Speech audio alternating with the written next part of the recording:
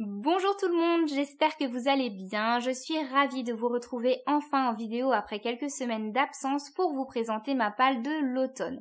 L'automne étant ma saison préférée, je ne pouvais juste pas passer à côté de cette vidéo et cela me semble juste parfait pour marquer mon retour progressif sur YouTube.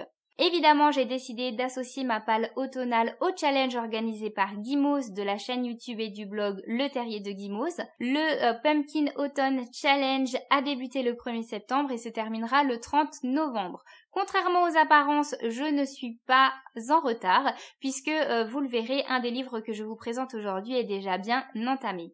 Pour ma part, j'ai décidé de participer à deux menus. Le premier s'intitule L'automne frissonnant et le second L'automne douceur de vivre.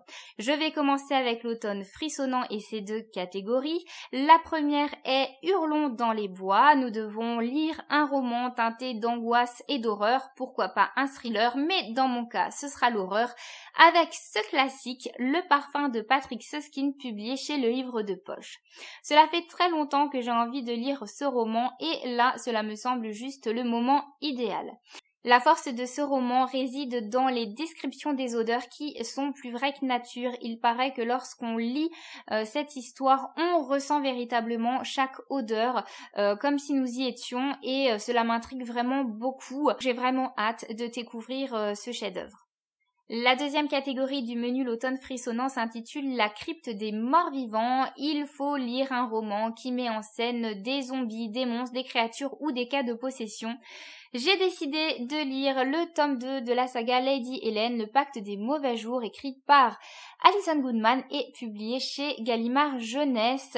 Ici, on est clairement dans le cas de possession puisque les créatures, qui sont les abuseurs, arrivent à se fondre à l'intérieur des êtres humains, ce qui ne facilite d'ailleurs pas la tâche pour les trouver, tout simplement les découvrir, puisqu'ils ont l'air tout à fait normaux. On les croise dans la rue sans savoir qu'ils sont là. J'ai lu le tome 1 en début d'année, je l'avais beaucoup aimé, mais je l'avais trouvé un petit peu longué, très introductif, avec peu de rebondissements.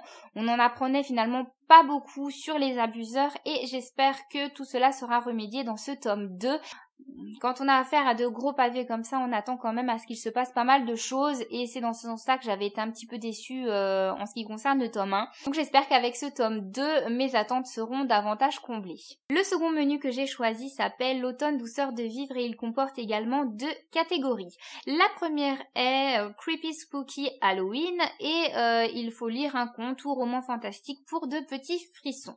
J'ai décidé de sortir de ma palle le troisième et dernier tome de la saga Miss Peregrine et les enfants particuliers, La bibliothèque des âmes, écrit par Ransom Riggs et publié chez Bayard Jeunesse. J'ai beaucoup aimé les deux premiers tomes, le premier tome a même été un gros coup de cœur. J'avais déploré quelques longueurs dans le deuxième tome, mais je l'avais beaucoup aimé aussi et j'ai vraiment hâte de connaître le fin mot de l'histoire. Ça va pas être simple de quitter les personnages de cette histoire parce que ils sont terriblement attachants. Néanmoins, je vais pouvoir prolonger le plaisir parce que j'ai également dans ma palle le titre bonus qui s'intitule Conte des particuliers et que je me garde sous le coude quand je serai un petit peu nostalgique. En tous les cas, j'ai vraiment hâte de me plonger dans cette histoire et finalement de terminer cette série un an après puisque je me souviens très bien avoir lu le premier tome pour fêter Halloween l'année dernière.